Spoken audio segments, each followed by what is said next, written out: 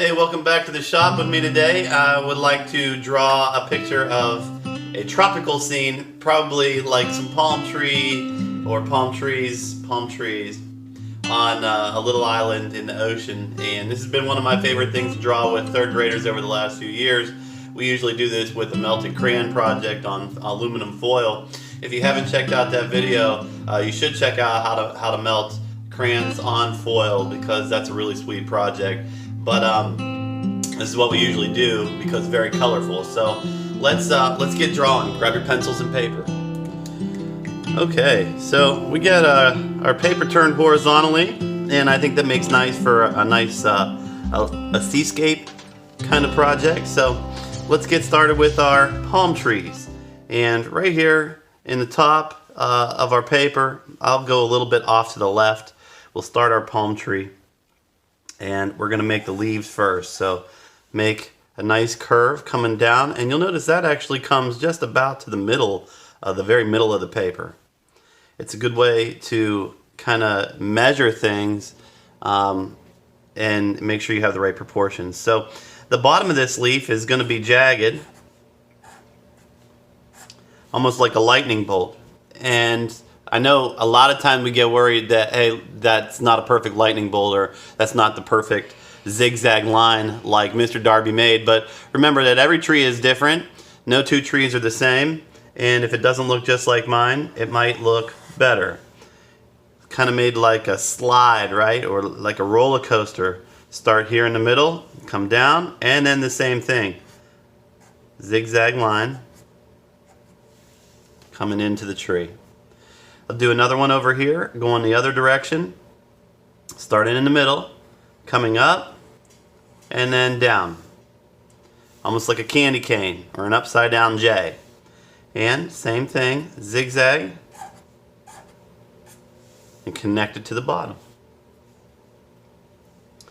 I like to put a little bump here so it looks like a big old leaf is going down behind it. And then I can put one here also.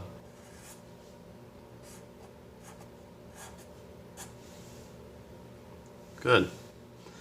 Now, out from underneath here, we're going to make our trunk, right?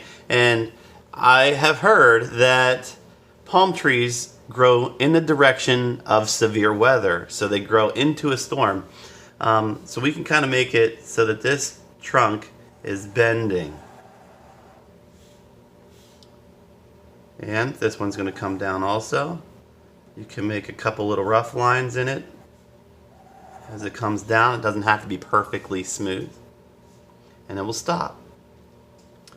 We can do another one of these on the other side. So let's make our next palm tree very similar to the other one that we just made. Zigzag line.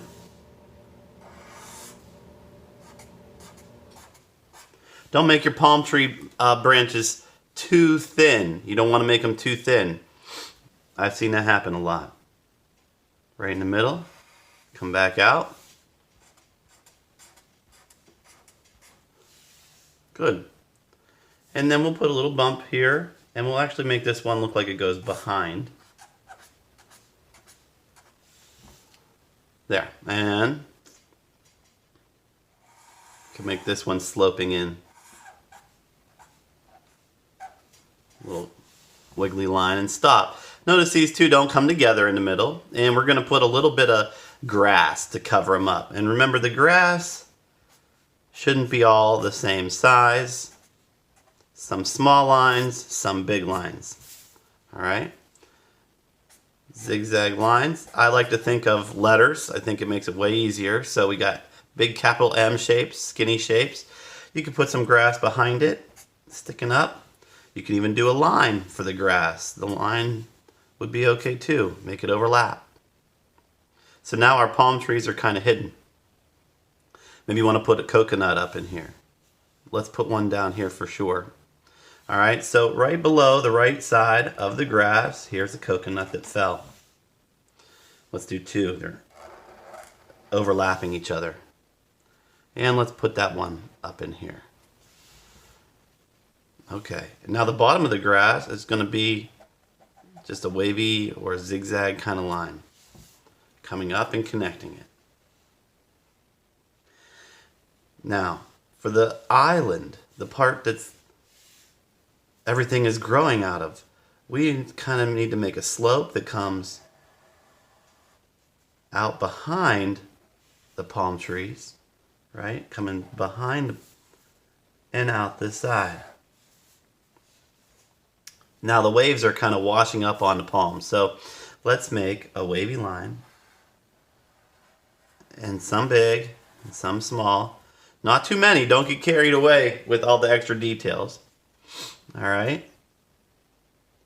And then up here, we're going to make a straight line. This line is called a horizon. This is where the sky touches the water. So we want it to be right here going off this way. And then we can turn our paper if it's easier and draw the line going off this way in this direction.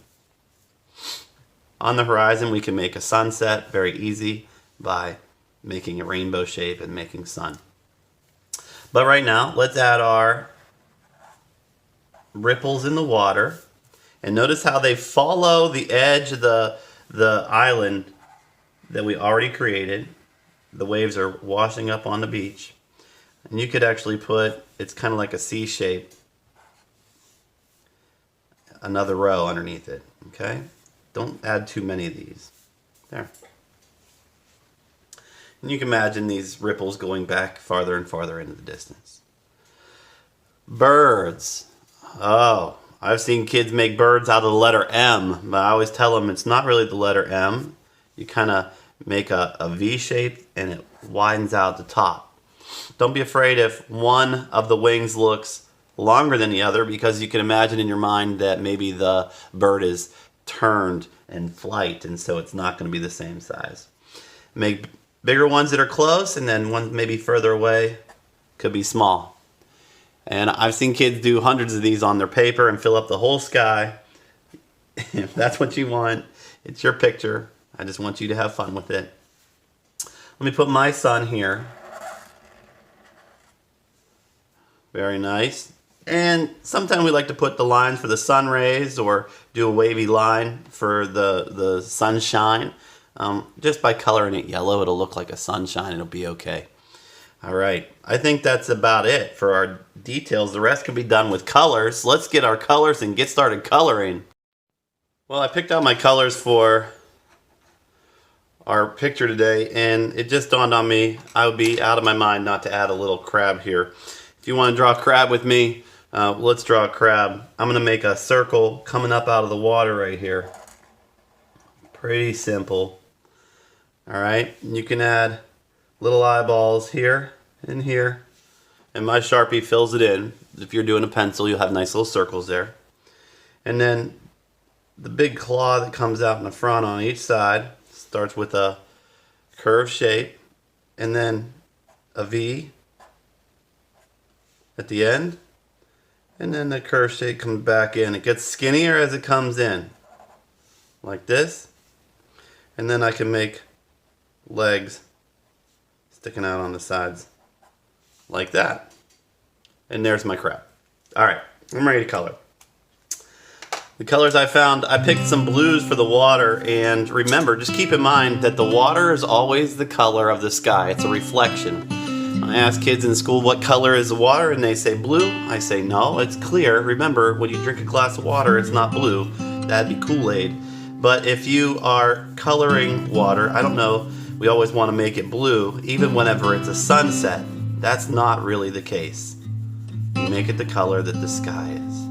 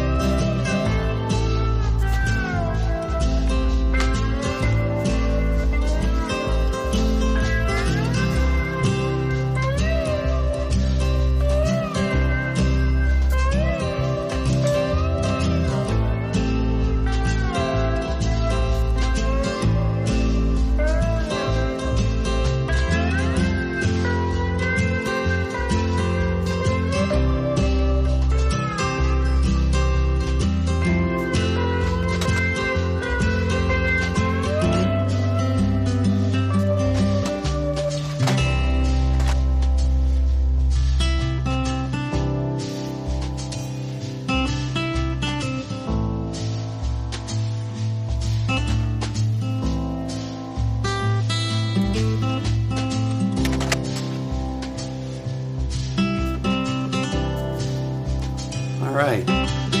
Hey, look at that. A nice tropical scene. Some small island out in the middle of the Caribbean Sea, and a little crab walking up on the island, maybe looking for a coconut. I hope you enjoyed drawing with me today, and I hope you're practicing. And probably you are practicing if you're watching the video. So keep it up. Keep up the hard work. And practice makes progress. You got to remember that. So the more you practice, the more progress you'll make. We're all working toward perfection, but that's a hard thing to accomplish. So enjoy the process. Stay tuned, and I'll see you soon.